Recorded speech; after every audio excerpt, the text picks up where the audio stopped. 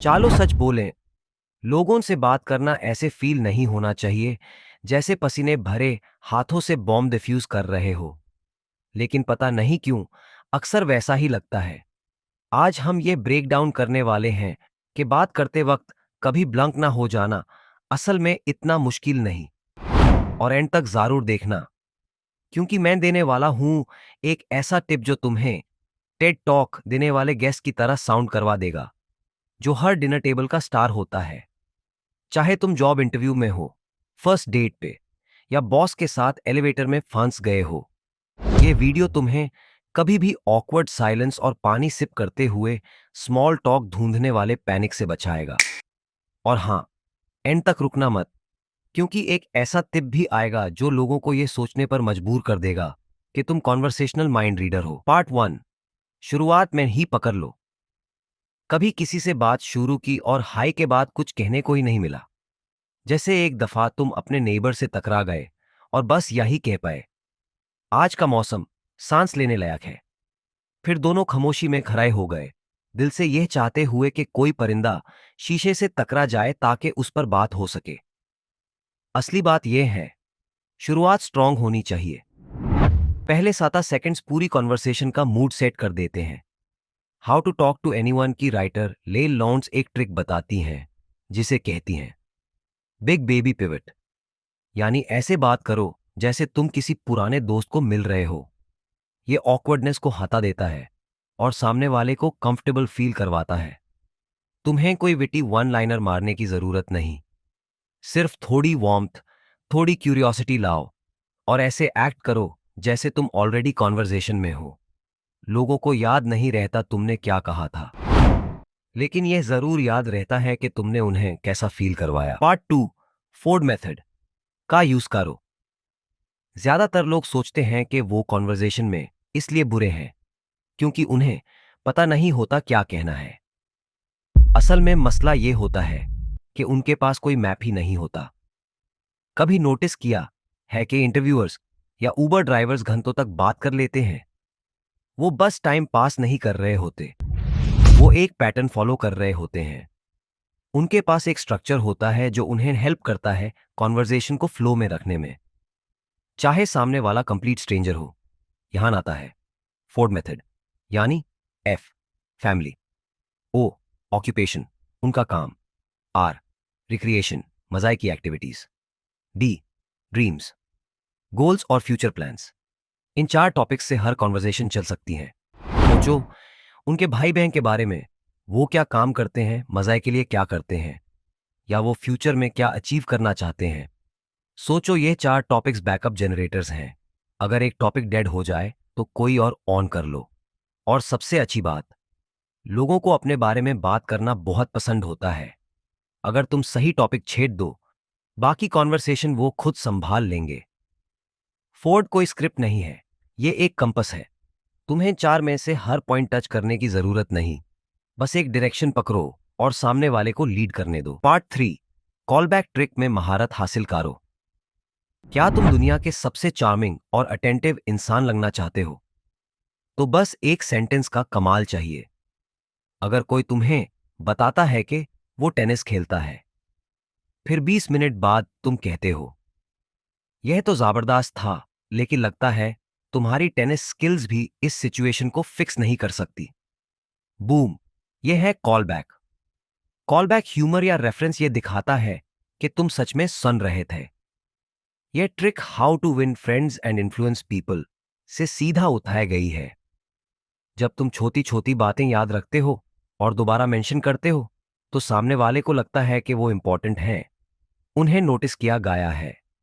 Call backs use करो, jokes में, advice में, या सिर्फ एम्पैथी दिखाने के लिए। रिजल्ट, तुम्हारी कैरिज्मा लेवल सीधा अपग्रेड हो जाती है। पार्ट 4, खामोशी की ताकत को अपनो। यह बात थोड़ी अजीब लगेगी, लेकिन बेहतरीन बात करने वाले लोग उतनी बात नहीं करते जितना तुम सोचते हो। कभी ऐसे किसी इंसान से मिले हो जो बोलने से पहले रुकता है, आंखों में आंखों डाल के देखता है और फिर कुछ सिंपल सा कह देता है, लेकिन उसका हर लफ्ज दिल पे लगता है। वो छोटी सी पॉज तुम्हें हर लफ्ज पे लटका देती है। द कैरिस्मा मिथ की राइटर ओलिविया फॉक्स कबेन कहती हैं, खामोशी और पॉज लेना कॉन्फिडेंस का सिग्नल देता है। यह दिखाता है कि तुम खुद के साथ कंफर्टेबल हो और इससे सामने वाला भी रिलैक्स्ड और ओपन फील करता है। तुम्हें हर सेकंड साउंड से भरने की जरूरत नहीं। दूसरे को बोलने दो, ओपन एंडेड सवाल पूछो और फिर हल्का सा पीछे हो जाओ। खामोशी को भी काम करने दो। लोग तब ज्यादा बोलते हैं जब उन्हें लगता है कि कोई असल में उन्हें सुन रहा है। तुम्हारा गोल यह नहीं कि लफ्जों से इंप्रेस करो। तुम्हारा गोल है अपनी प्रेजेंस से इंपैक्ट क्रिएट करना। क्यूरियोसिटी के साथ सुनो, रिप्लाई देने के लिए नहीं बल्कि समझने के लिए। और अगर तुम खामोशी में माहिर हो गए तो जब तुम बोलोगे तुम्हारे लफ्जों का असर और गहरा होगा। पार्ट 5, कहानियां फैक्ट्स। फैक्ट्स सिर्फ बताते हैं लेकिन कहानियां सेल करती हैं। और हाँ, ये नॉर्मल कॉन्वर्सेशंस पर भी अप्लाई होता है, चाहे वो कैजुअल ही क्यों ना हो। तुम कह सकते हो, मुझे ट्रैवल का शौक है, और सामने वाला सिर्फ हाँ में सिर हिला देगा। लेकिन अगर तुम ये बोलो, एक दफा मैं क्रोएशिया में एक फेरी का स्केड्यूल गलत समझ बैठा और गोट के साथ डेक पर सोना पड़ा, तो भाई ये कोई नहीं भूलता। लोग फैक्ट्स नहीं, स्टोरीज याद रखते हैं। हमारे केवमैन दादा भी अपनी बातें पावर पॉइंट स्लाइड्स से नहीं, आग के इर्द गिर्द कहानी सुनाकर शेयर करते थे। और अच्छी बात, तुम्हें एपिक लाइफ की जरूरत नहीं, सिर्फ अपनी जिंदगी के अजीब, रियल और स्पेसिफिक लम्हों को नोटिस करना सीखो। मेरा वीक हेक्टिक था को रिप्लेस करो। मैंने एक घंटा अपनी ग्लासेस ढूंढता रहा और वो मेरी हेड पे ही थी। स्पेसिफिसिटी मैग्नेटिक होती है। जब तुम अपनी डेली लाइफ के फनी या रिलेटेबल मोमेंट्स को मिनी स्टोरीज में बदलना सीख जाओगे तो लोग तुम्हारी बातों को नेटफ्लिक्स की स्क्रिप्ट की तरह सुनेंगे। पार्ट 6, मिररिंग का जादू। इंस्टेंट कनेक्शन बनाना चाहते हो? कभी कभी उसके लिए कुछ नया कहने की भी जरूरत नहीं होती। नोटिस किया है जब तुम्हारा बेस्ट फ्रेंड वही स्लैंग यूज करता है जो तुम करते हो, या जब दो लोग अच्छी वाइब में होते हैं तो उनकी बॉडी लैंग्वेज भी मैच होने लगती है।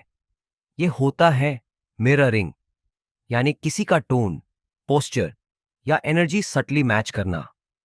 यह दिमाग को सिग्नल देता है यह अपना बंदा है। लोग उन लोगों पर ज्यादा ट्रस्ट करते हैं जो उन जैसे फील होते हैं, और छोटी छोटी चीजों का भी असर होता है। जैसे अगर कोई कहता है, मैं स्काई डाइविंग पे गया था, तो तुम सिर्फ इतना कह दो, स्काई डाइविंग पे गए। रिपीट उनके लास्ट कुछ वर्ड्स एज अ क्वेश्चन। यह दिखाता है कि तुम सुन रहे हो और सामने वाला खुद को ज्यादा ओपन फील करता है। मिररिंग सिंपल है लेकिन असर पावरफुल होता है। पार्ट 7, इन कॉन्वर्सेशन किलर्स से बच के रहो। क्या करते हो? कहां से हो? नया क्या चल रहा है? ये सब पोलाइट लगते हैं, लेकिन असल में ये होता है, मुझे समझ नहीं आ रहा क्या पूछूं।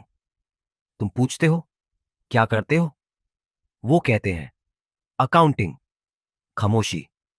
तुम सिर्फ हां में सर हिलाते हो और दोनों अपने ड्रिंक सिप करते हुए प्रिटेंड करते हो कि ऑकवर्ड नहीं हो रहे। बेहतर सवाल पूछो, क्या करते हो, के बजाय पूछो, तुमने ये फील्ड चूज क्यों की? कहां से हो के बजाय, वहां पर बचपन कैसा था? Depth greater than default. Default सवाल बस सरफेस टच करते हैं, लेकिन डेप्थ वाले सवाल रियल कनेक्शन बनाते हैं। Part 8, bonus tip, memory bank method. तो लो, ये है वो टिप जो मैंने प्रॉमिस की थी, जो तुम्हें नेचुरली इंटरेस्टिंग बना देगी। कभी ऐसे किसी बंदे से मिले हो जिसके पास हमेशा एक जबरदस्त कहानी या फनी रेफरेंस होती है? वो लकी नहीं होता, उसके पास एक सिस्टम होता है। अपना मेमोरी बैंक बनाओ। जब भी तुम्हारे साथ कोई वियर्ड, फनी या कूल चीज हो, उसे दिमाग में फाइल कर लो अस कॉन्वर्सेशन फ्यूल। और भी बेटर, उसे लिख लो, फोन नोट्स में या किसी डायरी में। जितना ज्यादा कंटेंट तुम कलेक्ट करोगे उतना कम पैनिक होगा जब खामोशी हो। तुम कभी ब्लैंक नहीं जाओगे, क्योंकि तुम्हारी लाइफ ने तुम्हें ऑलरेडी बहुत सारा मटेरियल दे दिया है। बस नोटिस करना सीखना है। ठीक है भाई, अब मैं थोड़ा ब्रेक लेने जा रहा हूं और कोशिश करूंगा कि अपनी हर पुरानी कॉन्वर्जेशन को ओवरथिंक ना करूं। तब तक ये अगला वीडियो देखो। ये वही सोशल अपग्रेड है जिसका तुम्हारा ऑकवर्ड मिडिल स्कूल वाला वर्जन हमेशा सपना देखता था।